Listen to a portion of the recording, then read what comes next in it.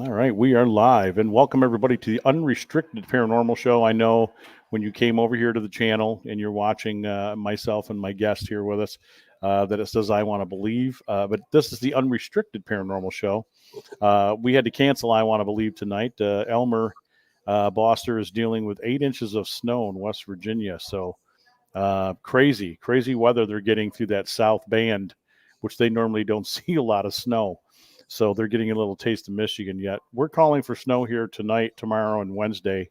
So we'll see how that goes. But I've got a guest with me tonight. I'm Dan Holroyd of the Southern Michigan Paranormals, as most of you know.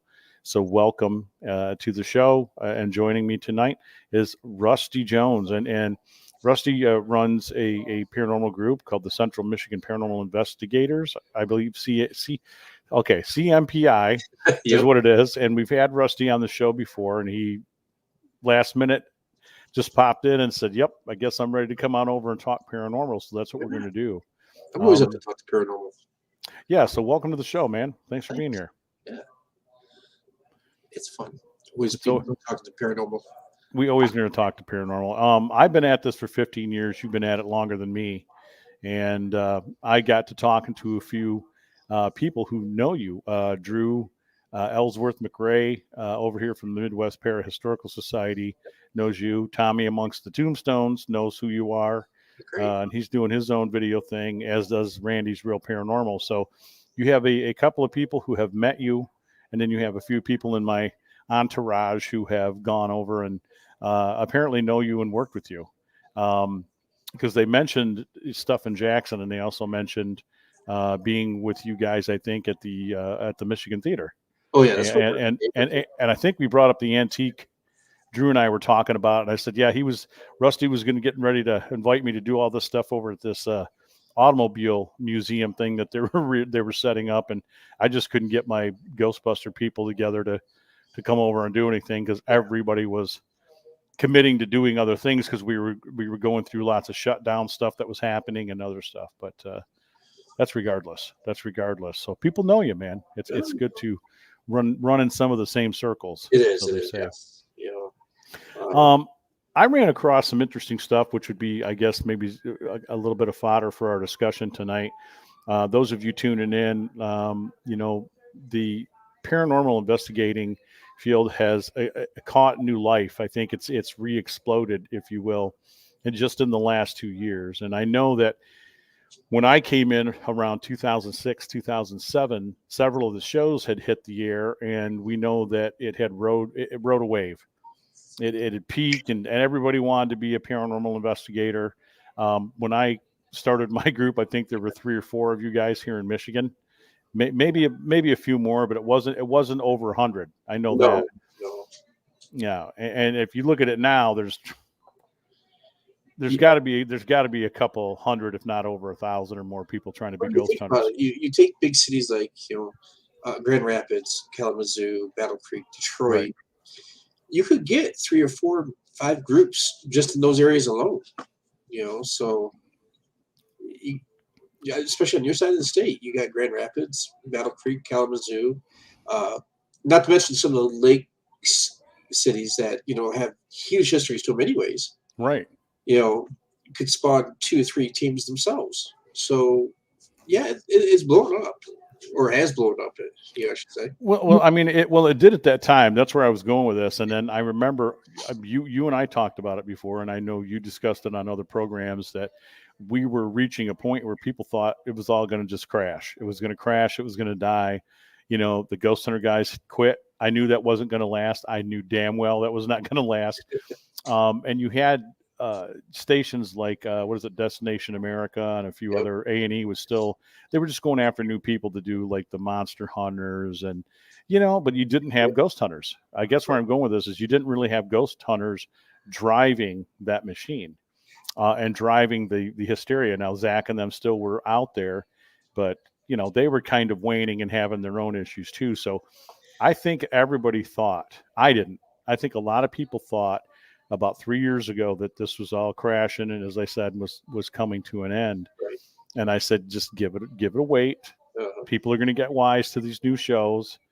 We've had some were funny, entertainment value wise, and others were just terrifically horrible. And I know some of the people who were on the shows personally, um, and that's the thing, because one of the individuals lives here in Oakland, Michigan, and he had done a show with an actor, and I won't give out names, but it was on for a short while. Yeah. And he had worked with Unsolved Mysteries years ago, and he had said, "I'm never doing this again." And then he did Paranormal State. "I'm never doing this again," and there he was doing Yep. it again. So I'm getting off track, folks, but I guess, like I said, we thought it was all going to crash. Many people thought it was going to crash and die, and now we're back on the upswing. I see that, Jason's got the name back, and so then now Ghost Hunters is back. I believe Grant's not giving up. I think he's still going to do his own thing, and I think that's coming back for another season, maybe. I I mean, heard no. maybe He's not. off again for personal reasons. It's what I've read. I don't know how true that is now. So you know, but I'm glad that Jason got the name back and he's back on TV. I think what helps this upswing now is all the apps out there. Discovery has their own app and all them, so people can go to locations and watch a quick episode of Ghost Hunters and say, okay, this is what we need to do here. So it's kind of like a learning tool, really. It still is. It still is, and even the newer episodes, like I said, but I just wish him well. Grant Yeah. Wilson's is a great guy. I know my wife had talked to him a lot more than I ever did, because she was interested in his music, stuff of that nature. Right. And there's some things going on behind the scenes. Again, obviously, there's something happening there where those two they seem to be presentable to each other, but they're just not talking. And I hate to see that, but I don't want to get off on that. So. Yeah, I mean, and now with that happening, and there's new, interest, there's newer people coming along, and I'm discovering a new batch of folks over here. Everybody wants to do a YouTube channel, and everybody wants to do, this paranormal thing, and they want to have everything needs to be just edgy and exciting and full of entertainment. And I don't besmirch anybody doing what they do or what they want to do with that. I guess where I'm going to segue into this is that the paranormal thing hasn't died. I think it's become more acceptable. Everybody wants it. Everybody's, needing it. And I think that's why it's back. I think that's why the TV shows are back anyway. Yeah. I mean, you're seeing more and more different ones come out now on TV too. I mean, when I first started, we didn't have any of these. There was no TV shows. There was no, I guess, lead-in for someone. Yeah. It was all you had to kind of experience it and then get into it, or read about it and then get into it. But there was no TV shows, so it's good to see. I'm not complaining at all. I've met some really great people that got started because of TV shows. Hey, I watched this and I started my own group. Cool. Drew says hi. He's watching. Hey, Drew. How you doing? And he says hi, Rusty. Yeah, besmirch, Drew. I did use that word. That's crazy. Yeah. So I guess we'll move forward, because I guess seeing that there's this new wave. It's a huge wave. Uh-huh. And people are doing the same thing again. I know that YouTube folks who do this stuff have been out for quite a long time. You have the top 10 scariest moments, top 5 scariest. I watch a guy, an Australian guy or not Australian, maybe British. I keep thinking he's Australian, but he does some reaction stuff, and he goes to all those. And 20 watts? Yeah, he reacts to all the ghost videos. Yeah. So, yeah, it's interesting to watch. And I see that there's just hundreds. There's hundreds of people putting up paranormal stuff from all over the world, because he'll have stuff on there from the Middle East and Spain. And I know when you were starting out and I started out, I never knew none of that existed. We kept thinking that, why isn't nobody doing parts of Europe? Why isn't anyone doing, Right. the Greek stuff? And then there's a Greek group that he follows. So people are doing the thing. It's still out here, guys. Trust me. I think even if these guys take another break or finally quit, it's still going to be here. I'm still going to be doing my stuff. I'm sure you'll still be doing yours.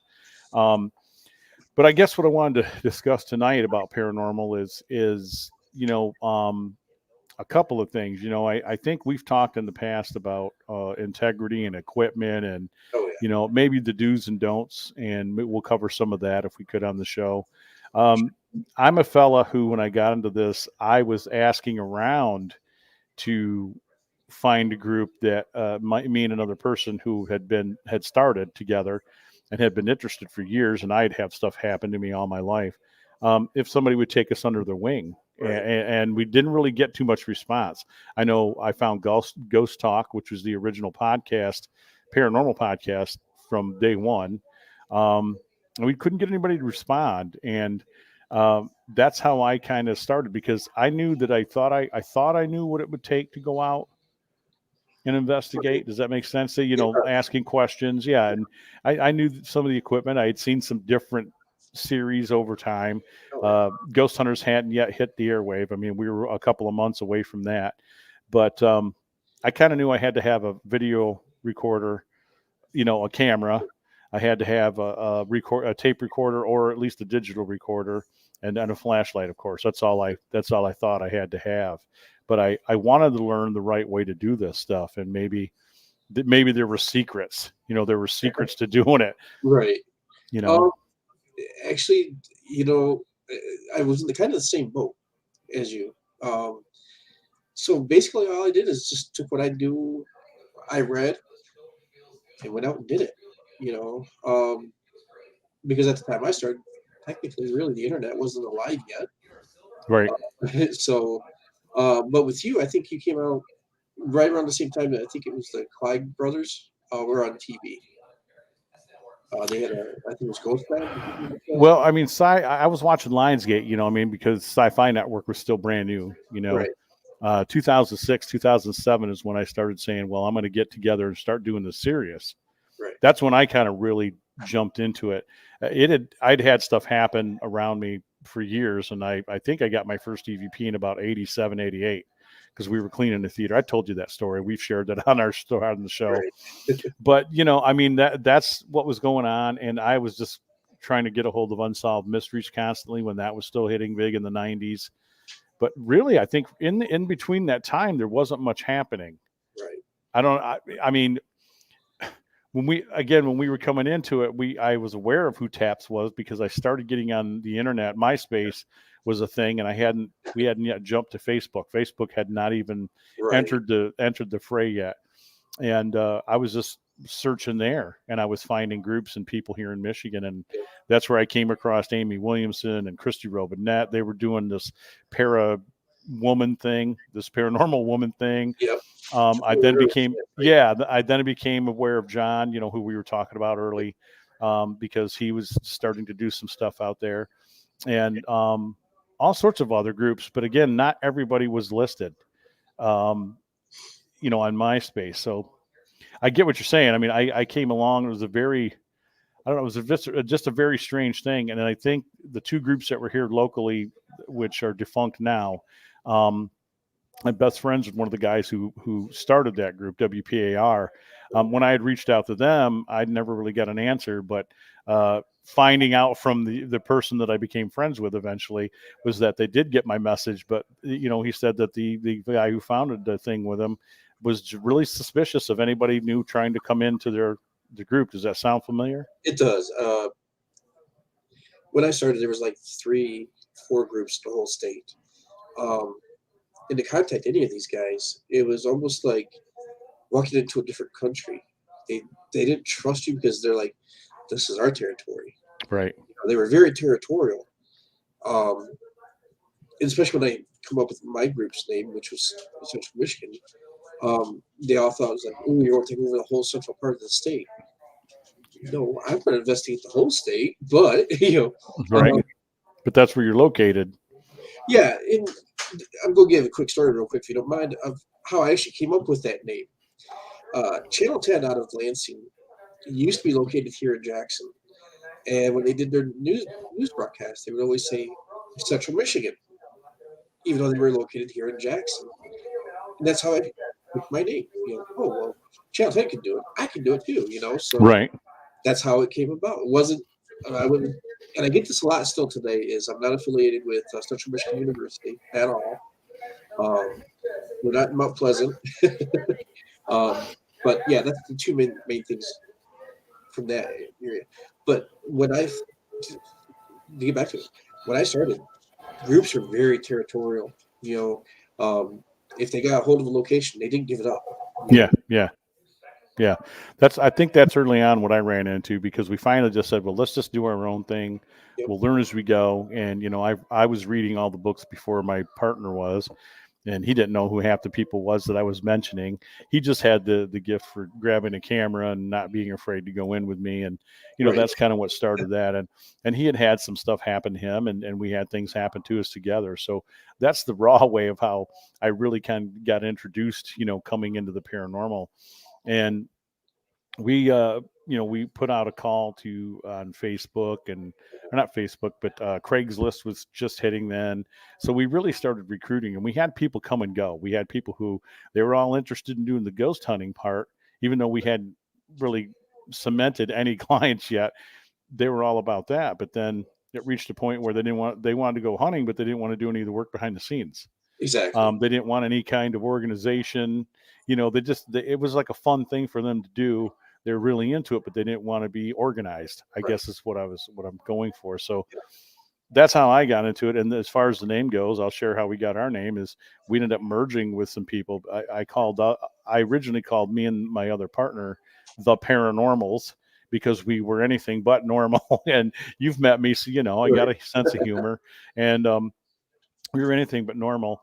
And we had a short merger with some people that I wasn't sure of, and I thought maybe I'll try it, because I had met these people again online, and we had them out to an investigation. And I thought, and then the gentleman who ran the team said, "Listen, I'd like to come in under your wing.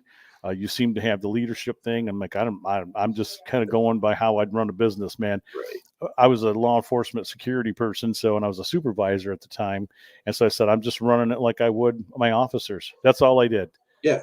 But it was fun. And so then we took his name, which he was, SMPI, Southern Michigan, paranormal investigators, and we were already just the paranormals. So we didn't really want the other person to kind of lose his identity. We were trying to be cool about the merger. And so I said, well, why don't we just call ourselves the Southern Michigan Paranormals? And it stuck. That's how we got our name. It just stuck. The rest is history. And it was a learning process, because those two people that came over didn't stay long. It turned into this thing.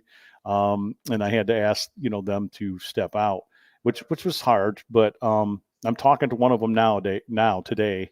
So we've gotten past that. But that happens too. When those of you like you and I, and we start groups, that people come and go. Sometimes they don't leave on great terms. Right. And that's always a hard thing too.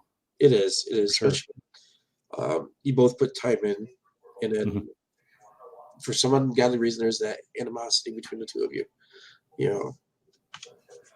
It's human nature, really. It is. It is. And Drew's making comment about what you said about territory, that, that's I guess where I was going with that long story too, was that I encountered that too. And all we were trying to do is just get some insight, and have somebody take us along as a friend and kind of show us a little bit of the ropes. Right. We kind of learned as we went, and I grew as we went, based on our own experiences. But the one thing I always told the crew is that, I think, what we need to do too was to debunk before we started calling out any kind of evidence. Right. We had to cross check all of our information before you present it out there, because what I also found is that when those people who were out here at the time, and some of them are still around, individuals, more or less, not than groups anymore, peer pressure was tough, and they had no problem calling other people and other groups out about not checking this, or why are you doing this, and that kind of thing. But it was territorial. They for sure did not want us coming out to their case, working with them. It was just crazy. I didn't understand it. I think it's old school mentality. It wasn't until the shows hit that they started going, "Oh, they're giving away our secrets." Right. When there are none. There are no secrets. Right. It's almost like Penn and Teller, in magic. Yep. When they came along, magic blew up. All of a sudden, everybody wants to do it, even though Penn and Teller's giving the secrets out. Here in the paranormal, the TV started giving out the secrets. Yes, there's no secrets. I understand that, but it's the same thing, really. It's the same mindset. Yeah, I get what you're saying. Right, right. Because you would think, well, we don't want them, knowing how to do the EVP sessions correctly. Right. Yeah, I get what you're saying, and I struggle with that still, because what I see is there's still people out there doing it. There's still people who I think put their own egos ahead of doing Yeah. a lot of things and just trying to put their hands out and just get along with one another. I know as you and I talked, they reached a point where we know some similar groups, and I think maybe some of them have a hard time with me due to something in the past. But having to sit and explain myself, I shouldn't have to, because the people who committed that on me are the people who are the bad people, and there's a lot of people stepping away from them at this point. Right. And that's without giving any details, folks, because we're not doing the show about the drama, because that's a big part of the paranormal too. Yeah. But territory has always been strange, and they said that I was territorial and that I didn't let anybody in Kalamazoo, and that's nonsense. Yeah. I don't own any of these places, and you can come and go as you please. Right. I just don't think what they liked is much like what you do is we were producing our own podcast. We started doing blog talk stuff. We started doing all these things. That's just because we wanted to share our stuff with you and everybody. We were trying to share our stuff with everyone. That's you what it know? should be. Yeah, Right. it was stupid, and a lot of it was childish at the time. It still is. Yeah. It still is. But I met you many years after. I wish I had met you earlier. But I met you, at some point, and I said that here's a guy who's laid back. We drove over and met you, in front of the Home Depot or wherever it was, and Best Buy, really. yeah, because I actually met you at the How to Halloween. Yes. Jerry Judlowski had you guys there, and I walked in as a Ghostbuster, like, who are these guys? And Jerry's like, hey, it's a paranormal group that I saw on TV, whatever the case may be. Right. And I talked to you guys. I was real apprehensive about talking to you, and it wasn't because I was guarding me. I was just, wanted you to know that I'm just a cool guy, and I just wanted to talk and work with you guys at some point. But paranormal, folks, is a really strange thing, and this guy that's on with me tonight, like I said, has years of experience, and he's done a lot of things, a lot more than I have. I know my group's put in a lot of investigation time and done things, but when we worked with you, we learned from you, and hopefully maybe you saw something that we were doing. I know that I brought out the girls, and we had a couple people with us, but the territory is that tricky thing. I think it's still something that's prevalent. Again, there's egos attached, and people got to just stop. Well, what kills me, especially nowadays, people get attached to one location. To use the example, and I'm not calling anybody out on it, but the Eloise. There was a paranormal group there that right now they're running those ghost hunts there. I think that's where a lot of this stems from, is groups starting out see that. Oh, they get attached. They get free investigations there. Yeah. They get a little bit of extra money by hosting these things. So they go out to these locations and say, hey, we'll investigate for free. We'll bring in other investigators. We charge them, stuff like that. And I think that's where the territorial thing bites everybody in the rear end. Yeah, I think it does too, because they want to be that, like you said, they're making an extra buck. Right. And, I do too. I do tours. I transparency here, folks. I do paid ghost tours at Henderson Castle in Kalamazoo, but that's done by the owner. He came to me and said, hey, we'd like to do this thing. And I said, well, he wanted to know if I knew anybody. That's how it went. Yeah. And because I had told him I had done walking tours in Howell, Michigan years ago. And I did that for about 5 years. And it was a 90-minute walking tour, but there's a lot of work and time that goes into doing any of these. And that is that you've got to learn the history. You've got to put down a script. And so if you're out there to make a buck and you're doing that, that part I can get, if you've got a place and they want to work with you and you got a business thing going, I can understand some of the territorial issues there. But like you said, we still allowed groups to come into Henderson, even though I'm there, I'm his guy, and he considers me his I guess his paranormal thing, whatever I am there, ambassador of the castle is what he calls me. I told Francois, keep it open to other groups. If they want to come here and check the place out, they can make their own determination. And if you guys go out on YouTube and you look at Henderson Castle, you will see that I'm not territorial. Never have been, because people have been there. Other people have been there, and I'm cool with it. They should be. They should come there and spend their money there. Exactly. And the same goes for me doing anything out at the Poorhouse Museum in Van Buren. We host stuff out there, and we'll do ghost hunts. I know Carl; he's since passed away. Kind of a great loss there. And My Pro took over when we stepped out because I said, My Pro should come in here and investigate. So I'm agreeing with you. I'm all for that with people doing their thing, but I don't tell, and the same with the museum, Rusty's what I'm telling all of you folks out here too, is that I don't hold ownership on that. Yeah. I'm cool with other groups. He's had groups there from Chicago, Iowa, Wisconsin. A group came from Wisconsin to do the Poorhouse. Right. So why not? I mean, Exactly. the more the better, man, because if they're picking up evidence and they're Yeah. they're doing these places, right? And So the more evidence we have, yeah, say I come to the castle, pick up a EVP that you've heard before, but you weren't there when we got it. That just strengthens our cases.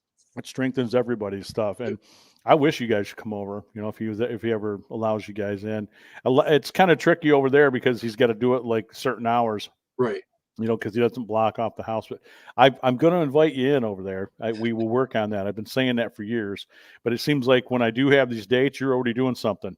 I got to try to catch you months in advance because you're already, that last invite I sent you, you're like, nope, I'm going to, for Frankenfest, you're like, nope, we're going to be over at this thing. And we were near each other where we were at, but we were just doing separate things. Yeah. We, that day we were up at the USS Edson. Yeah. So literally, if I want to say up the road from Detroit, we were literally up the road from Detroit. Yeah. So, it's at the territory thing I've never understood. I think maybe they had that conception and people have had that conception because we were, as I said, we were doing our own paranormal stuff on the internet. I became friends of local radio station DJs at all the stations that we have here. So they would hear me or my people in my group constantly. And God forbid we were able to get on Channel 3 once in a while. I am never going to hold back on that because Channel 3 would do the news on everybody else's town but Kalamazoo. And I would beg them. So it was rare. So I was mainly on like Fox out of Grand Rapids, Fox out of Lansing. I mean, everywhere but my own damn town. And then when Lori Moore finally came to TV, she had me on a few times. So again, I guess the perception of people who wanted to come in was that, well, Dan's got fences and he's not allowing people in here. And it was never true. That was, me personally, man, that was never true. I don't know, just silly stuff. We'll move on to the next part of this. So the next part is just, the integrity and sites, that we've worked. I know that you take that to heart because you've worked with the Michigan Theater for more than a couple years. Oh, yeah. Quite a few years. And I don't think that they would keep allowing you in if they didn't trust you. Can you talk about that? Talk about that a little. Yeah, well, when I first got to Michigan Theater, it's been on my bucket list for years and years and years. And then they finally, they've been restored it for the last 20 years. And Steve Tucker, which is the director, great guy, if you ever get a chance to talk to him and stuff like that. Me and him got talked one time. And he mentioned something about, people report this. And I'm like, oh, yeah, I know everything about that theater. And then the first time that we were there, he had a couple of representatives, that way they could kind of keep an eye on us because you don't know who we are, walking in there, and I get that, and the other part was to lock up after we're done, and we did our thing, as years go by, he had someone there to lock the door. Now it's getting to the point where it's like, just close the door when you're done. Yep. He trusts me that much because he knows, hey, I'm not going to leave the theater in a mess. We've actually vacuumed after we're done. The whole theater just to make sure everything's clean. If you start a group and you go to these places like that, at least offer to clean up after yourselves. You pick up good your advice. Good advice. Yeah. Especially during the wintertime, you're going dragging salt, dirt, whatever. Offer, hey, we can vacuum real quick. Where's the vacuum sweeper? Yep. And that goes a long way with a location's owner, because there you're telling them, I respect your place enough to take a few minutes and clean up after us. More than just picking up our equipment and all our junk and stuff, right. clean it out. And that's what you got to do, to show a location. You really care about that location. Yeah, and it's funny you hit on that because like you said, I was just giving I just kind of gave a talk yesterday to some people that were out here with us, and as I was telling them, this is a learning thing, and this is not any kind of me jumping on anybody, Right. but I wanted people to remember it's like when you're at a place, you've got to show the respect, Yeah. clean up after yourselves. Show respect to the people because the owner was here, and that was the whole story. That was a whole funny story. Yeah. We won't talk about that, but so Drew's listening and he knows where I'm going with this too. It's like, anything that you're doing at the property, like you said, the form of respect has got to be on a high level. Oh yeah. That's the only way these people are going to continue to trust you. Yep. Because if you're in there running around and you've got your shits everywhere and, the place looks like a mess when you leave, which these guys didn't do that. They cleaned up after themselves and everything went well. But there were a couple small things that I wanted to point out to them, which, like I said, was that level of respect, for the property, what it is you think you want to do, second guess yourself at times and to ask yourself, should I be doing this? Should I be doing that? How do I behave here? But like you said, that goes a long way for property owners and anybody I've worked with that allows us into properties. That's my utmost thing is, and Jerry, you've worked with Jerry Jadlowski. Jerry will tell you too, let's say we consider the places we're investigating as a venue. We'll just use that word. Always treat the venue higher than you would yourself. Oh yeah. Because that's how you endear yourself to them, and they'll see that you're sincere and that you're holding the integrity up, which is the most important part to me. Like with your Michigan theater, the history and the lives that have been there or whatever may still be living there. That's important. That's an important thing to respect. It is. Another thing I like to point out, though, too, is speaking of venues, Michigan Theater is a perfect example. From the first time that we investigated, they're like, "Oh, you can have free popcorn, help yourselves." I don't know. I kind of just no, I don't want to. If I pay for it, fine.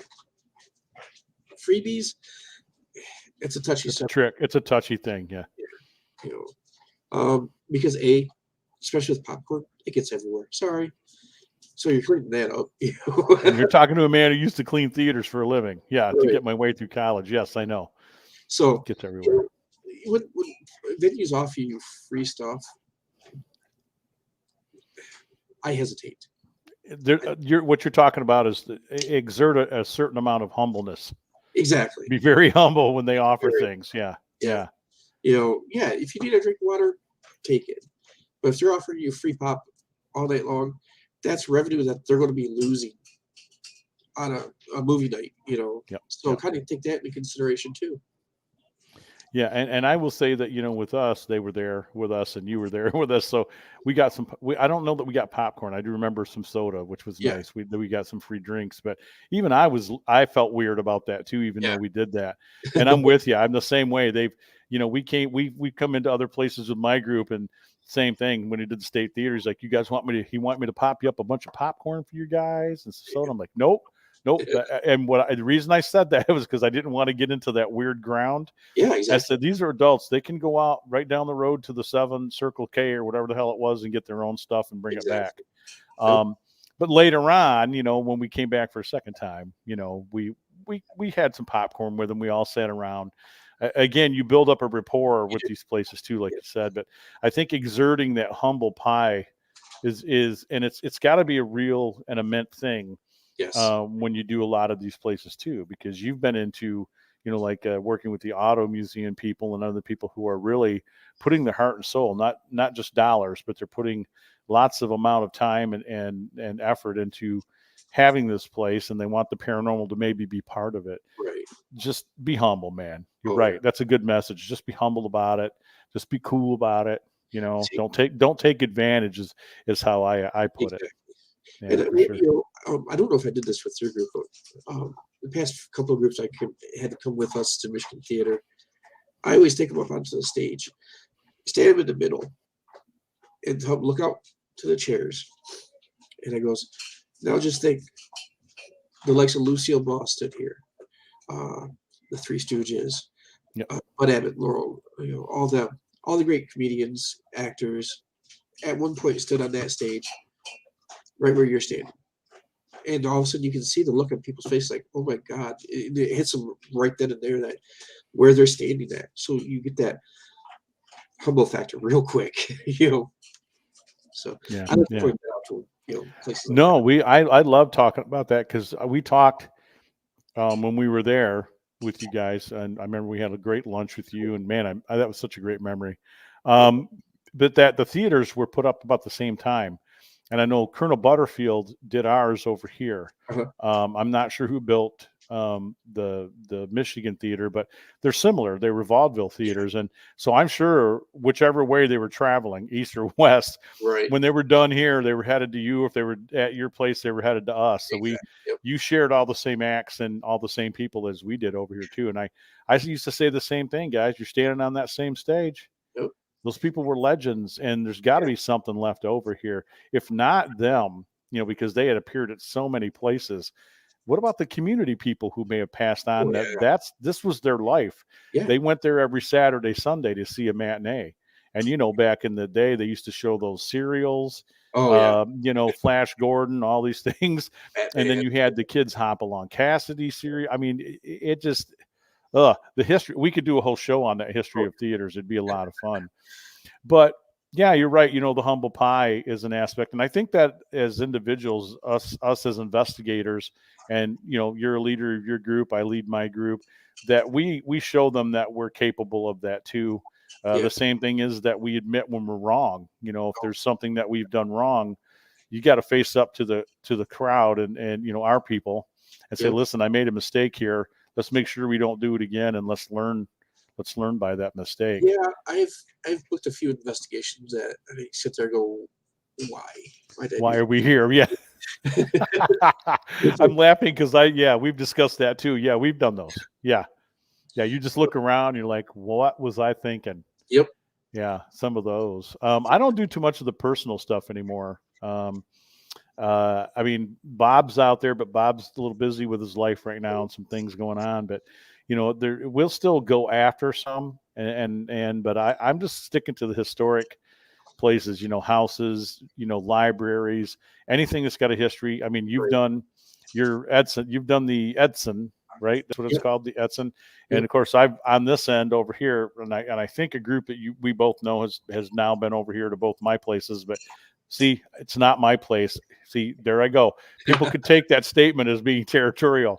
Let me Exactly, put it to you this way. People have been over to the same Navy ships that I've been on, okay? The Silver Sides and the LST 393. Right. And so I see that there's new groups doing some stuff with them, and I'm all for it. Again, I don't care. As long as they're getting attention for the paranormal, do Right. your thing. Yep. I did correct one magazine or whatever it was up there about something, but other than that, I have nothing to say about it. But those were fun. The World War II ships were great. Oh yeah. And if I ever get the chance to come over there, I don't know if that's a paid event or what. I would like the opportunity to come over and check it out. Well, they do. I don't know about right now. I think they're closed right now because of winter. But when they are open, they do offer tours. They're $10. You go up on the ship by yourself, walk around. If you want to do an investigation, we'll put you in contact with. So we'll talk about that later. And it wasn't that expensive to go up there for. You get the whole night.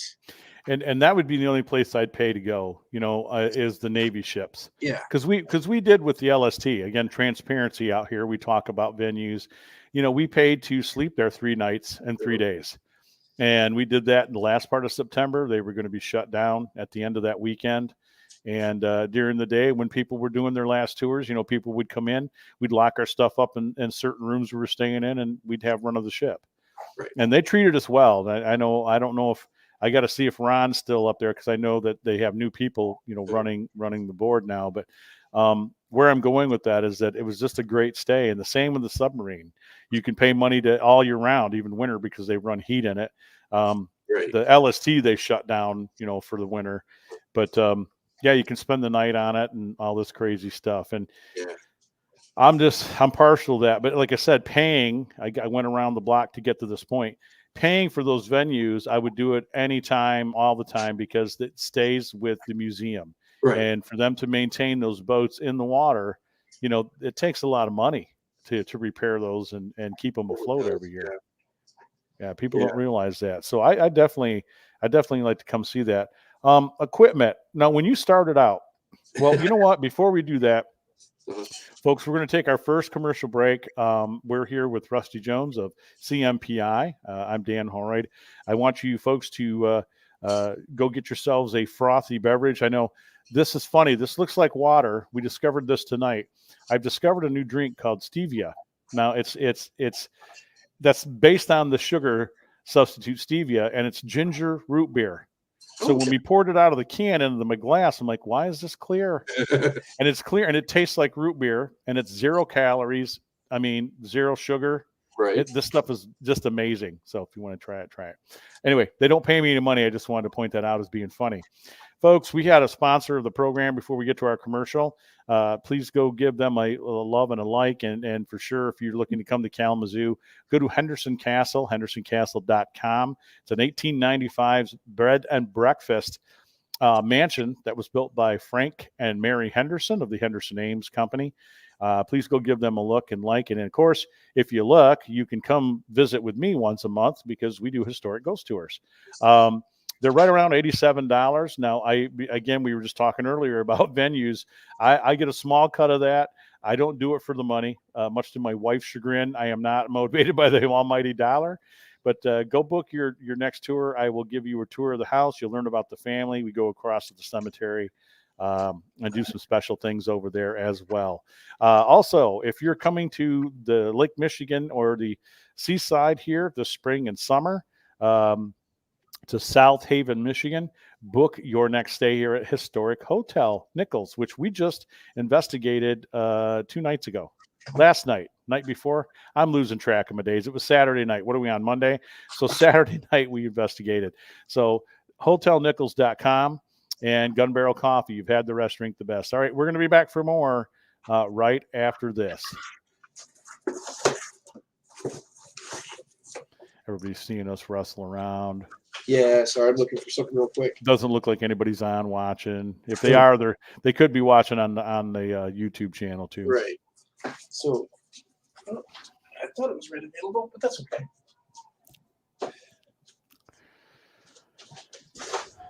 Okay, I'm ready. I don't know about you. I'm good. And we're back. Hey, everybody. Thanks for hanging with us here on the Unrestricted Paranormal Show. I am Dan Holroyd of the Southern Michigan Paranormals. We've got a special guest with us. He's always special to me. It's Rusty Jones of CMPI here in Michigan, right out of Jackson. And we were talking about some different things. Now, I wanted to start talking about equipment. I know that we've kind of jumped around, but talking paranormal, you can either be very businesslike and we could be staunch and stiff and go after each of these things that I wanted to kind of just throw around. I wanted to kind of talk about again or all over again. Or, you can do what we're doing. Like I said, we're just having a discussion. And if you guys want to chime in with, anything there on the chat, feel free. Or if you have comments, please send them to SMP Kazoo, SMPKAZOO. That's right, SMPKazoo at yahoo.com. And I'd love to hear your guest ideas or some of your comments about any of these programs. You can also go and tell your friends about this network. Now, okay, here's how you spell it. www.unrestrictedparanormal.com. Now, when you spell unrestricted, hear what I'm saying there? Trixted, you're going to go unrest, RXTD. Okay, RXTD, unrestricted, because I couldn't get the regular spelling because somebody had it for something ridiculous. It wasn't even paranormal. So unrestrictedparanormal.com.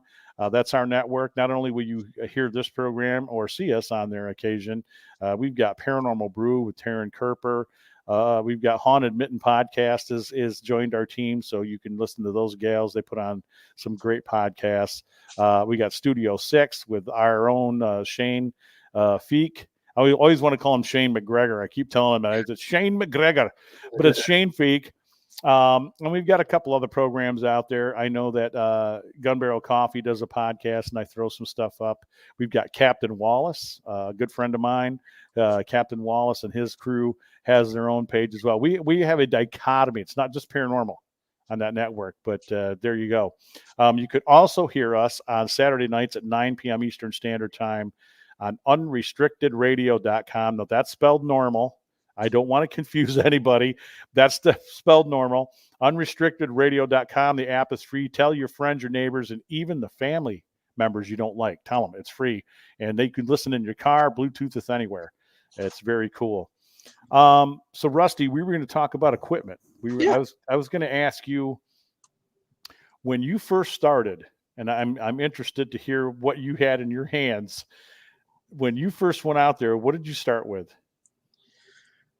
Polaroid, okay, for a camera, which is excellent. Yep. And just a cassette recorder, a mini cassette recorder. That's it, and a flashlight. That's, at the time, that's all I could afford. And there it is. Yeah, I was waiting for that. Yeah, I think a lot of us start out like that, like, well, I had what I could afford, exactly, and I didn't run out and buy all the stuff. The cassette recorder is important.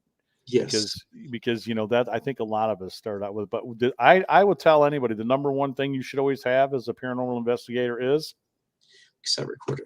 Yes, and flashlight. I was going with the flashlight thing, but we'll call that number 2 because you got to see what you're doing in the dark. I mean, you don't always have to do this in the dark. I wish someone would have told me that a long time ago.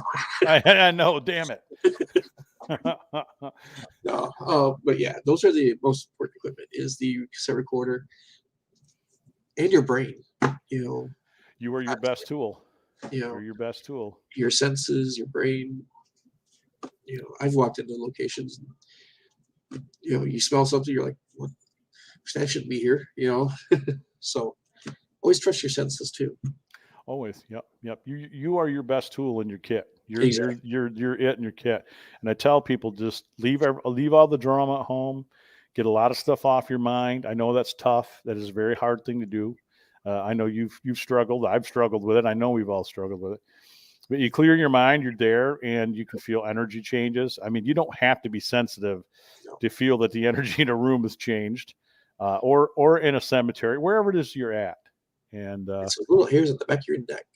That's what it is. That's right. I think that's a natural thing. It's that fight or flight thing, and your body is putting out energy, and it's sensitive to the changes around it. So I think that's a good way to go too.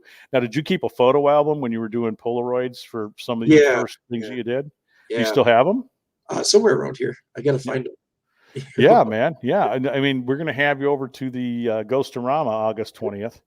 And so if you're there at your table, you got to bring those. I want to look through those because I saw a lot of groups who did that. See, we didn't do that. And we were like, why did all these groups have all these photo albums? Now, I had a 35 millimeter camera, but I had pictures kept in envelopes. I wasn't putting up, I wasn't smart enough to figure out maybe we should put some of these in a photo album, but we very quickly went to digital right after that too. Yeah. Digital's great. Don't get me wrong. Yeah. You can store a lot more and everything like that. You store it on a computer and stuff, but film was getting expensive, man. Yeah, exactly. Man, with a digital card, we had it made. I had first digital camera we had, I think, had like that 15-foot rule because the flashes were still new. So anything within that 15-foot realm, you might as well discard it because you're going to get orbs all day long. But it was. Yeah, but I liked having the 35 millimeter. I still have all those negatives put away in a box because if we were to catch an anomaly using it, let's say, I won't say it's an SLR flash because it wasn't. It was the rudimentary flashes that we had for them. Because the camera I had was a 35 millimeter that was used in World War II. This is how old this camera was. So I'd have to learn my lighting settings and a whole slew of different things. But where I'm going with this is that if I got a weird anomaly on there after taking photography classes for 4 years and I knew what to look for and it showed up in the negative, I mean, you can falsify negatives, but you have to be really good at what you're doing. So where I'm going with that is if I were to catch something, and I only did once, I caught a light anomaly at an old paper company that was over 100 plus years old. And there it is on the negative. And there was nothing there that should have caused it. Right. Nothing. I mean, I'm in broad daylight and the sun's to my back. So it was really weird. really Yeah. weird. Did you ever use notepads? Did you ever, when you were starting your team?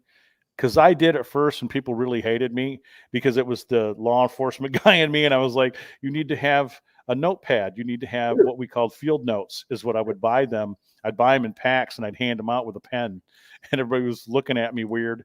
I'm like, because the minute something happens, I want you to stop, turn on your Yeah. light, write it down, and then when you put it in your report at the end of the investigation, Yep. and they couldn't understand why. Did you do some of that too? Oh yeah, quite a few times. Just because um, it wasn't for at the end of the reports or anything like that. Um, but Sam said I'm going through my pictures, and I look at one. I can go back to my notes and say, "Oh, I know when I took that picture because this is what happened." Yeah. You know, so I can collaborate with myself basically at that time. It's like, okay, say this picture had a light anomaly. Oh, car went by at that time. Okay, that's that light anomaly. I can toss it out. So yeah, it's still the best idea to do it today. Yeah, Yeah. corroboration is important. Yeah, Yeah. and I did that too. Same reasoning, and then we made the jump. I said everybody could stop using them because now I made sure that everybody with the beginner kit. What we started out with, like what you did. I had a mini cassette recorder and I had a Walkman that still worked. I still have this. Yeah. It's still in my kit, Yeah. and I can still find tapes. And so, I'd use those. I went and bought a digital recorder, but it sat. I didn't use it for a year or two, Right. but I used those tape recorders. I had that 35 millimeter camera, and then we were going to use a Polaroid, but one of our people ended up spending some money, so we used the digital camera. I brought that along, but we didn't have a film. I wasn't filming anything. I didn't do night shot, infrared, nothing. You know, So I did the same thing, back in yeah. back in the day too. Well, back in the It, day, you didn't have all this stuff. You didn't well, have EMF detector. You didn't have no, uh, no, thermal. You didn't have IR. You didn't have anything. You had a camera, cassette recorder, and a flashlight. and yourself, Yeah. like you've already covered, folks, yourself. And I'll tell everybody out there right now. Last Saturday, I didn't take my EMF meter with me. I Right. had 3 other groups here, and they're all using. I mean, they had REM pods, they had all sorts of stuff. Drew had his stuff. I'm cool with that. I'm cool with that. But for me, I've kind of reverted back. I've reverted back to the old school where I will take this, people watching at home, I will take the digital with me. Yep. I have this out because I got some EVPs from here last night. And by the way, folks, we're broadcasting from Hotel Nichols tonight. That's where I'm staying all week with my wife. So I had this trusty fella, the ghost box, which I rely heavily on. I didn't used to when we first got them, and I didn't use it all the time because I've gotten good EVPs without it.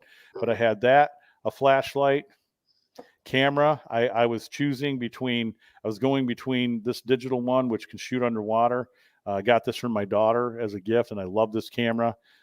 It's really cool. It does underwater stuff. Anyway, between that and this, and the only thing that I'll do with this phone is I'll turn it on airplane mode, and I want to.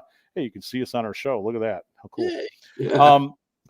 I want to tell everybody that if you're going to use phones, I don't want to jump to that. We'll do that in a minute. Remind me. We'll do this in a minute. So I had the phone on airplane mode and I was taking photos and some video. That's all I did. I kind of skirted with my guys and did some stuff with them, did my ghost box sessions. I did some stuff with Drew. I followed the other team shortly from room to room. I was just kind of checking what everybody was doing because I was so interested in seeing so many different points of work, if Right. that made sense. Oh, it does. Yeah. But I went old school, man. Yeah. Anytime you're working with another group, follow along. You might learn something. And I did. These are young guys. They only been doing it for, less than a year, 2 years, I think. But I still learned some stuff. I think I've been in the game a long time, but I still learned.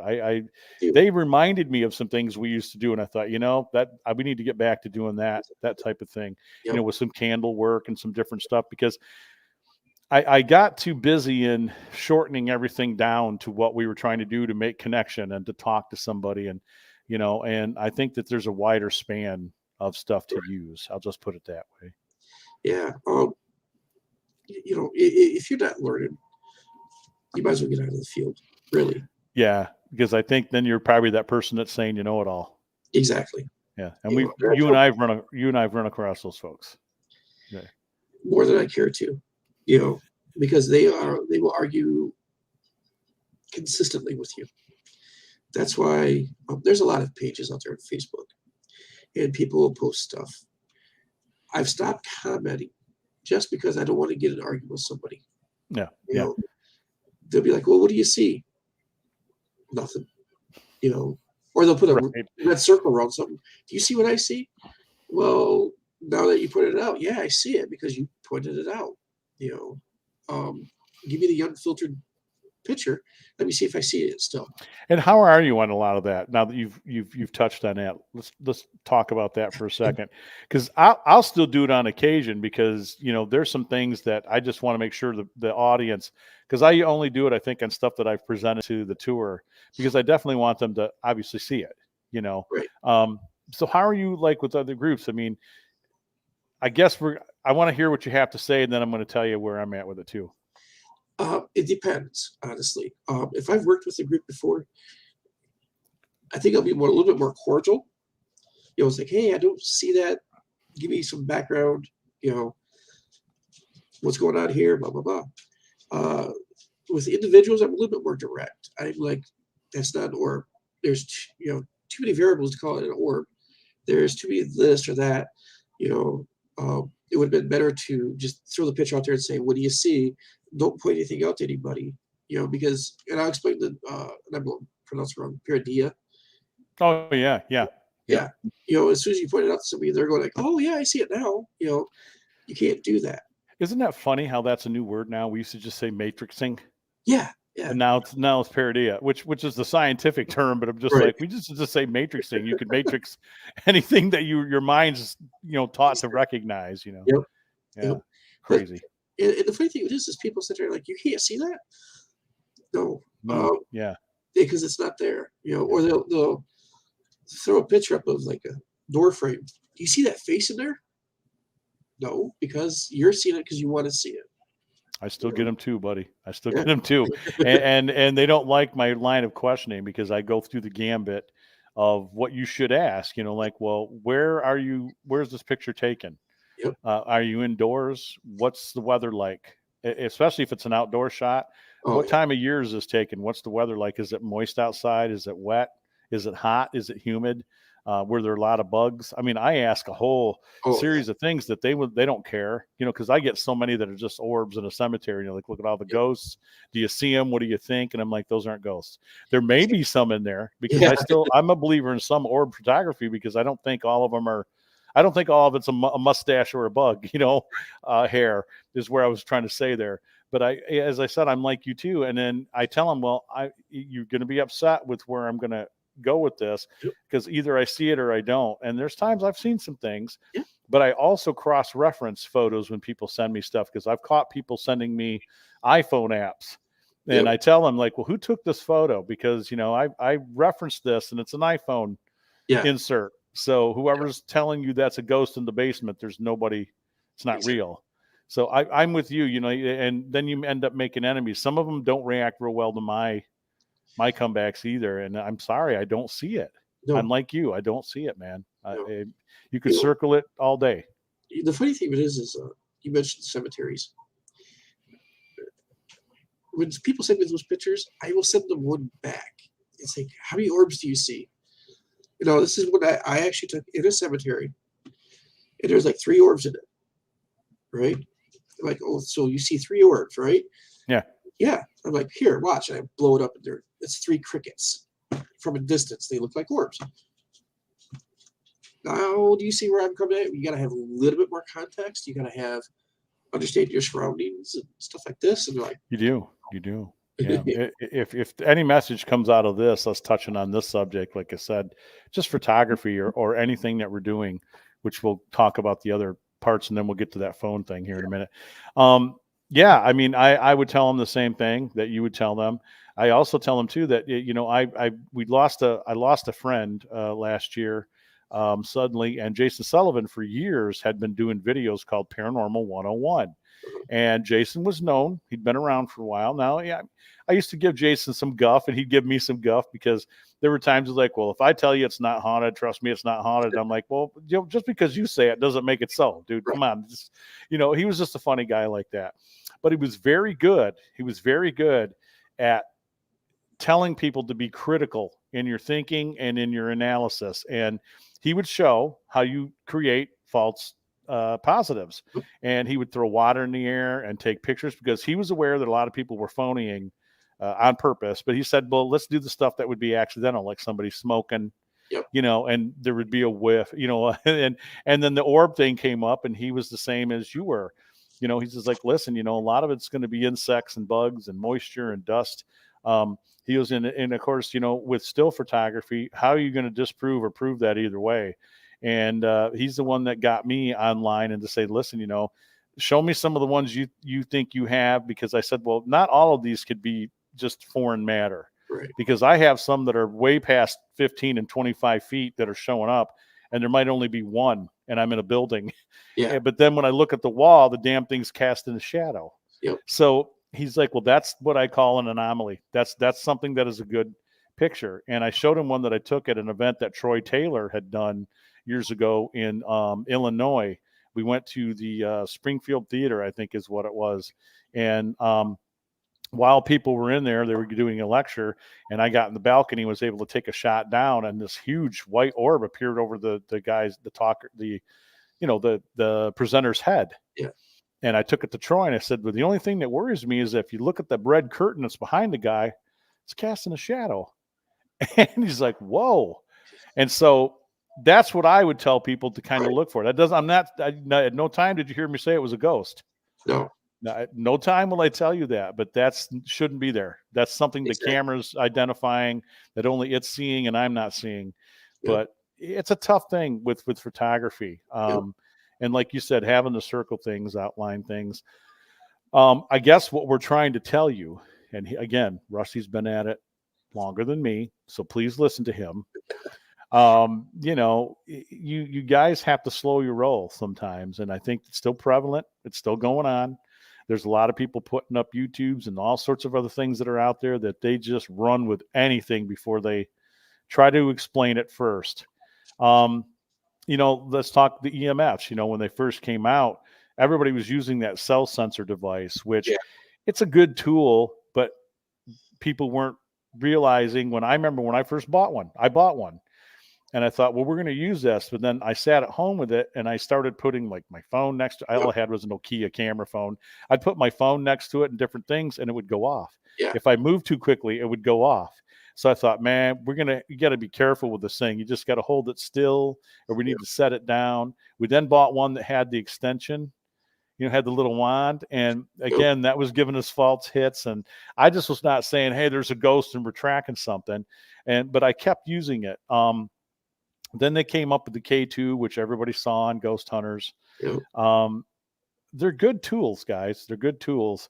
Just please learn how sensitive they are. There's nothing wrong with debunking some of your equipment. They're still great tools, but you got to learn how to use them correctly. Here's a perfect example. Everybody loves a REM pod, right? Mm-hmm. And we know how close you have to be to set it off. Yep. Unless you're a walkie-talkie, certain frequencies will set it off. And if you're in a location where there's a high traffic concentration, especially with truckers, 9 times out of 10, you're going to get hit with one of those frequencies. It's going to go off and it's going to blow your mind. So keep that in mind. Man, you must be reading my mind tonight, dude. I'm telling you, brother, he must be keying in on me, because I worked with another group. I'm not going to mention their name. Great group of people, but that was going on, and I had been in that building before because I used to deliver auto parts there when I was just before I retired. And I was asking them, I said, well, there's a creek over here, and right there's the highway. I'm talking literally, I could throw a rock and hit a car. Yeah. From inside this building, if there was an open window. And the same thing was going on, and they were in that back section of this place, and it was going bananas. But I was watching. I wasn't saying anything. I was watching, and there was an intermittent pattern to it. It wasn't random to questions. It was just, and they were just run into town with it. And Yep. afterwards, I went to, the guy running the group, and I said, well, I just wanted to bring a couple things up, and how do you do that when you're a guest? I told Drew when I first started working with Drew and those guys that there's some things I wanted to point out, that I had learned over time, and that was one of them. And he just kind of blew it off, the other guy did. And so I just thought, well, I mean, they did some great work otherwise, but they were jumping to a lot of conclusions and a Yep. lot of things. And there was research that I had on the property that I did before I went out, which I ran by them and they had no clue. Oh, That's geez. another thing I think you should do. I mean, you Yeah. can pick her. I guess I'll let you talk to that. You can pick or choose when you want to do research on a place or go in blind. I mean, I'm good with both, Oh, but I always have to have research. me too. Me too. It's always a good thing, though. Even if you don't use it during that investigation, when you're going through your evidence and stuff like that, best time to use it. Yeah. I always want it. Because how do you corroborate anything? Yeah. Yeah, for sure.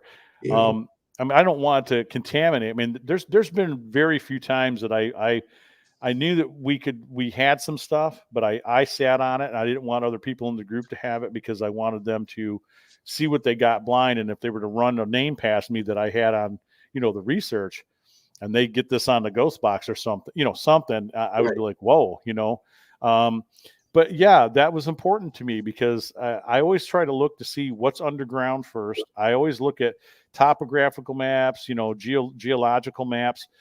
People ask me why, and I'm like, well, here's why, Yep. because of the quartz and the water and, So whatever. yeah, it's all connected. And I did that when I did the tours out in Howell. I mean, Howell is it's just a bevy of paranormal activity.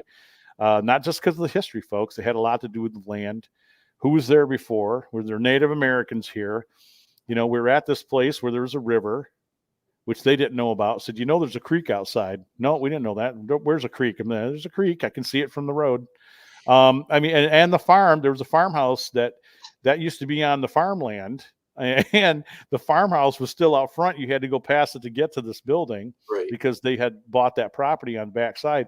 So you're right. It's important. I always think it's important to know that when you're going in, even to a personal case, is get to know the person, do some research, ask some questions, and God, just stop jumping to conclusions. That's my biggest pet peeve. Yeah.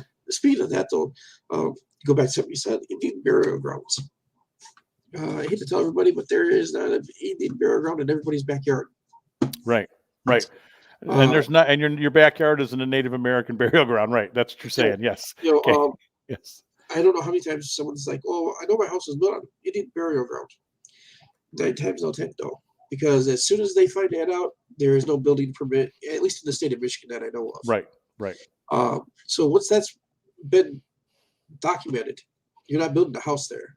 You got to build it someplace else, because they're going to go in and try to excavate or find out what's going on there. Yeah. So Yeah.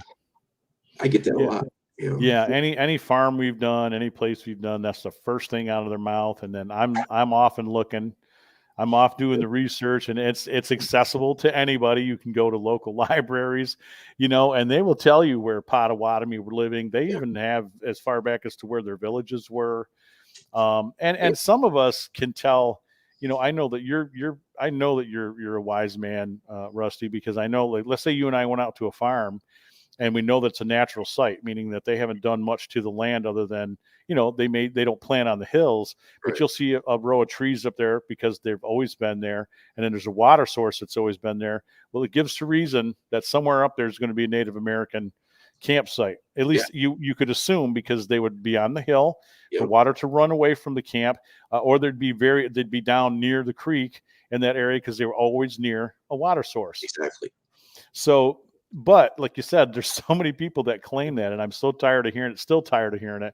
But I'm always courteous. I listen to their story until I can prove it otherwise. But that is a rash. That's a very rash. Or the fairy thing is a big rash that I hear from people all the time, that I got fairies in my backyard and in my barn. And you're like, yeah, okay. All right. Well, the best piece of advice I can give anybody that's starting out: get with your local historian. Make friends with that person. yes, sir. There will be a wealth of knowledge right there that they'll share with you for free. Right. So definitely do that. Hopefully all of you are learning when you're watching this now or you're listening to us later here on the program that you're hearing what we're saying. We're not know-it-alls. We're just telling you what we've learned and what works best for us. And it's scientific value is what we're trying to hand off here, somewhat too. Scientific method, is how my group operates as well.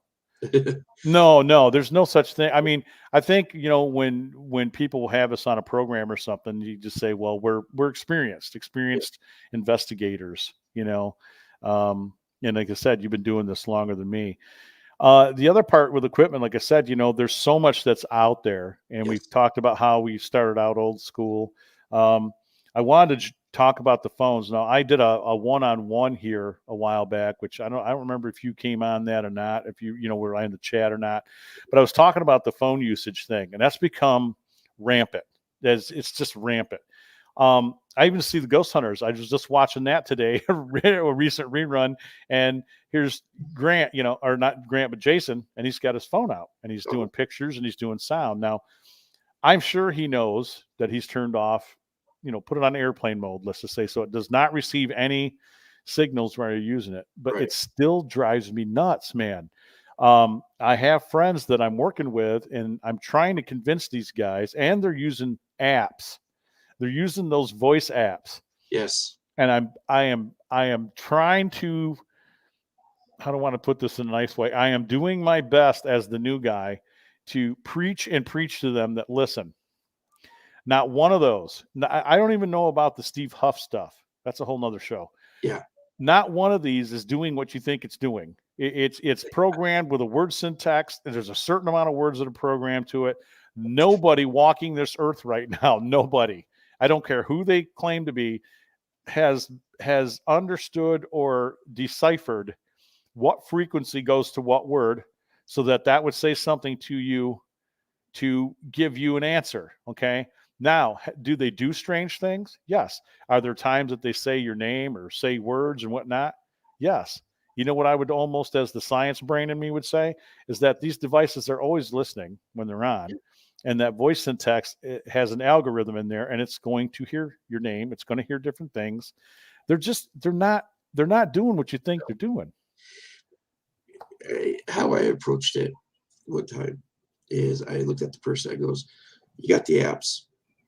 What's the first word that pops out of your mind when you read the legalese, I guess, if you want to call it, Yeah.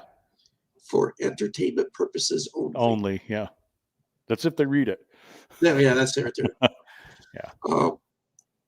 Take it with a grain of salt because it is for entertainment. It's going to entertain you, yes.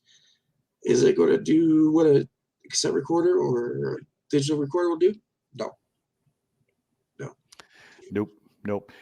And again, this seems like a negative show. It's not. We're No. throwing out stuff. We want you guys to learn from this experience. What I've seen on there, as you said, there are radio devices, apps that you get on here where your phone can turn into an AM or an FM radio. Now, the only way it does that is when you plug these into the phone jack. Yep. I've used those. There are apps on here that do the ghost box function because it's using the AM radio function on it. Those do work. I will tell you all day long those work. I've tested them. I've tried 3 of them, and they do work because all that's doing is using my receiver with an antenna, these right here, folks, to throw that open scan. It's just throwing that open scan out there. That's all that this is doing too. It's just scanning open frequencies. Folks on the radio can't hear us or can't see what I'm doing, but I'm holding up the ghost box. So, that's all it does. But I want these guys to do great work. And I'm like, well, if you're going to use your cameras for anything, filming your investigation, which a lot of the guys do, this is how they're doing their filming. I see everybody with their handheld thing, and they got their light up here, and this is how they're doing their stuff. And I'm cool with it because I've got one. I'm going to start using it as well. But I've dedicated a phone that I no longer have service on, so I never have to worry about getting any kind of in stuff unless I'm hooked up on the internet with it. Yeah. So I don't know. I preach against that. I guess to me, I know that, like you said, if you've got money to buy all those devices to go with your phone, you got money to go buy yourself a digital camera and a digital recorder. At least do me a favor and do that. Because most of the cameras nowadays have video recording on them anyway. So Two Well, you for can one. again use them. I would say use them, but please make sure. Okay, here's my preach. If you're Mhm. going to use these, don't use the apps. Don't use any of the ghost apps. Okay, please, it's garbage. Just don't do it. Um, but turn it on airplane mode. Airplane mode. Okay, and then use it all night long. Do your thing. Do your thing. I guess I'm just hard to sell on that. I'm old school because I got some of the equipment. Um, Um, I'll talk about the Ghost Box a little bit. They have smaller versions and newer versions to do what this does is not as loud right. as this one is. Because that tick, tick, tick, tick, tick, tick, tick, that's what it does. It's just clicking through all the frequencies. I was not sold on that at first, Rusty. I wasn't. Don't feel bad. Bob Penny had two of these. Bob Penny's Night Stalker division of our group. And Bob's like, well, I got one. Do you want it? I said, well, I've seen people using them on YouTube, but I think they're misidentifying because they were saying that it was using the random traffic and that's how they were getting their answers. I thought, how silly and stupid. We know we have a theory that they can manipulate, electronics, but that's taking it to a point where I'm just not ready to jump. Right. And so we used one. He gave me one, and we used it on an investigation. And we went to a house where nobody spoke, English. Everybody there was speaking Mexican. And luckily, we got the case through one of our guys in our group who was Mexican, Manny Hernandez, and went out there. And Manny was asking stuff in Spanish, and we were getting weird answers in Spanish on the Ghost Box. And we'd let it run for a few minutes because I like to hear what radio stations or whatever may be going on out in this area. This is out in Hartford, Michigan. And there were no Spanish radio shows on. Oh, wow. It was it was a direct answer to our questions. And then something strange happened where I'm going to try to describe this, but Manny had asked a question that I had posed to him, and he asked it in Spanish. And our investigator, Randy, who was sitting at the table with the family, he turned and said, well, I heard them say something about a ball. And about that time, something in Spanish came out over the device. It was scanning everything, and it stopped, and it said something in Spanish. And Manny said that it said ball. So Randy heard it not only with his naked ear, but then it came over the box. Nice. So I said, hey, as hard as I am to convince with that thing, there's something to this. Right. And I will tell you, I have been just shockingly surprised at how good that thing can be. Other times, not so much, because Yep. it's like most electronic device. It's susceptible to distortion and weird things going on in the atmosphere. Oh, yeah. Sorry, my wife came in. Yeah, my wife came in, so I was like, hi. So yeah, I mean, I like it. Do you guys use one of those? We use the SR7 Spirit Box. Yep. Like with you, we used it a couple times, and it's like, this is pointless. Yeah, right. It wasn't until we started using the Etsy method. I don't know if you guys know what that is. Yep. You put a blindfold on, you put voice canceling on, and someone asks questions, and you just wait for a response, and that'll blow your mind. And I will ask this, because even when we're using the open speakers, we've done that with this, and I know that we did it with Tommy. Tommy had done that at a couple places too. You hear more now.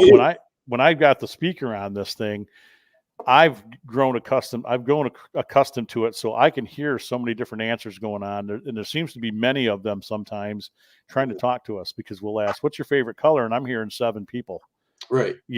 And I can't even imagine. I've not done one of those sessions yet. I've sat in a room where it's dark, and I've done this by myself. But I can only imagine, because Drew has done that, and Drew said that it really messed with his head. I don't know if it messes with my head or not, but you get a lot of responses that will blow your mind. I mean, well, that's what I was asking. I mean, did you feel disoriented, or only after you start a little taking bit off, right? Because your eyes are shut. Your brain is overworking, trying to make sense of what's coming in. Right. It's been amazing. It's a big piece of my equipment. It's a lot of what I do. I've played a few that I've captured, at some of the events, and I think you've heard the one where we were at the Clarence Street house with all the screaming. Yep. Yeah, I mean that came over that device, so I'm Right. just like, what the hell? And then last night or Saturday night, I keep saying last night. My days are moving together. Saturday night, I went into one of the main rooms here, which is going to be called the Webster Room after E.C. Webster, who started the hotel in the 1880s, 1884. After that, um, and as you hear the device in the background, which is clicking and it's doing its scan, I'm across the room and I have the digital recorder on a windowsill, which is on the other part of the room. So we're virtually doing a triangle where I've got everything set up. And I mean, immediately I say, Mr. Webster, and it's not over the box. You hear Right. the box scanning, you hear somebody up near that microphone says, yes. And it's Wow. very clear. And I didn't know it until I just happened to be sitting downstairs about an hour later. I said, well, I'm going to listen to a couple of my things while Shane was setting up his equipment. And I went, first couple of rooms, listened to about 10 minutes, he was having some difficulty setting up. And the last one on file 4, I start playing it and I'm in that room and I heard that. And I mean, I about jumped up through the roof because it's been years since I've gotten a really good Right. EVP like that. And Noah Machin heard it and he's like, whoa. And, I have to tell people my nipples got hard for a minute there. And, I was pretty excited. And then as I listened on, he says, ask me questions. And this is not it's not coming out of the box. You can tell it's in the room with me. And I was hearing nothing. And I claimed to be sensitive. And I was telling Noah I was a little angry about that too, because I didn't really feel much in there. Right. But you know what? Maybe the door wasn't open that night. Who knows? You never know. Who knows? Exactly. So what's new with you and what's next for your team? Anything special going on? Yeah, we're going back to Michigan Theater, of course. And always got to do that. Come on. Always. And we're heading back up to Edson again in summer. June, I think it is. I don't have my calendar in front of me, so I can't give you any good dates right now. I got a few house investigations coming up, so we're Very going to good. be busy again. Very good. Where can everybody find your group? Where can they find you? Find us on Facebook. It's Central Michigan Paranormal Investigations. Look for the big ambulance. That is cool. Yeah. I mean, even though I got an ecto, I can't beat the ambulance. We got a new one though. I do. I got a new one. Yep. Oh, so does we. Well, I saw that. I Yeah. saw that. Yeah. What'd you do with the old one? Sold it actually. Damn it. The funny thing it is where I bought that one was over New Boston, over by St. Clair Shores and all that. The couple that bought it from me lived in the same area in New Boston. I'm like, well, it's come full circle. Yeah, it's gone full circle. Yeah, they're going to turn it into a camper. Oh, that's cool. Yeah. That'll be a perfect camper. Absolutely. Yeah. Well, I can't wait to see the new ambulance, and I know that I am going to throw some invites out to you here pretty soon. Get you over here to the poorhouse, and we got to have you to the Hotel Nichols here very soon. Oh yeah. You were on my thought and mind, but I started working with this new group of guys. I figured, well, I'll get these guys in first, and if we can make it happen here soon, I'll hit you up. For sure. Because we've got some, Masonic temples and different things we're going to be doing in Michigan too. But we keep saying we've said it for how many years we're going to get together again and work, and we have done nothing. Yeah, other than meet at the hot dog place, the Coney. Oh yeah, hey. And she never did get a hold of me though. Yeah, yeah, and that was cool that you came up there. I really appreciated that, and showing us that prison. Yeah, the old prison was cool. Yeah. Yes. If you ever get a chance to go in there. They'll let you in there to look around for a minute. Yeah. Well, you're gonna be my man. I'm gonna come there and hook up with you first. Everybody, this has been Rusty Jones here from CMPI. He's been with us tonight, and we've just been shooting the poop. Maybe sounded like a lot of complaining. Hopefully, it didn't come off that way. Yeah. It's just things that we've learned. It's just things that we've learned, and I want to have him back again because we can talk more and more about more positive things. Oh yeah. But it's been fun. I appreciate you coming out here and filling in my spot tonight because, like I said, just things. Everything. It's what my wife say. Mercury in retrograde is going on, which explains how the last 3 or 4 days of my life have been going. Right. Absolutely. All right, everybody. This has been Rusty Jones here with CMPI. You can find us at unrestrictedparanormal.com. That's Unrest, RXDD, paranormal.com. You can also find us at unrestrictedradio.com. That's spelled normal. And you can download the app, and they play music and bands and artists that your local stations won't. So if you're into like rock and, the grunge rock, or, the punk rock, a horror rock, I don't care what it is. We have bands that do bluegrass. We got it all. And a lot of independent artists, and that's what we're doing there. Saturday nights and Sunday nights, we do a little paranormal on both those nights, so you can hear us over there. Henderson Castle, hendersoncastle.com. Please go check them out online. 1895's Bed and Breakfast right here in downtown Kalamazoo, and right across the street, if you're paranormal minded, right across the street's a cemetery, a very large cemetery, which lends a lot of people who I think come over and talk to us when we're doing our events as well. Frank and Mary are buried there. You can go give them a visit. If you go to stay in South Haven, Michigan, please come and visit Historic Hotel Nichols. It's the last surviving, still functioning historic hotel here in downtown, and they would love to see you. But I would say give them a call and go to their website and book now, because they fill up fast for the season. We're shut down now, but things are coming around the corner. As always, Gun Barrel Coffee, you've had the rest, drink the best. They're out of Batavia, Illinois, but go to gunbarrelcoffee.com. Not wearing their hat tonight. I'm doing the Detroit Tigers. And it's run by veterans, roasted by veterans, and all. Yeah, I see it, man. You're the man. And so all the proceeds, not all proceeds, a portion of the proceeds go to help veterans organizations. I'm Dan Howard, the Southern Michigan Paranormals, and I will leave you with this. And this is a tag that I borrowed from my good friend Mike McKelly, who's since retired from radio here, that if you can't be kinder and smarter, please be quieter. I think that's good advice. It is. All right, everybody, thanks for joining us tonight. We'll see you next time. And next week, Monday, is going to be a special show. I almost forgot. You're going to be able to hear some of the evidence from our investigation here at the castle, and I will have some of the folks on with us, and we'll do our thing. Hey, hotel, not castle. I did say castle, didn't I? She's like, hey, it's not the castle. Here at the hotel. Sorry. I haven't been drinking it. Honestly, it's non-alcoholic, I promise. All right, buddy. Everybody have a good night, and we'll talk to you soon.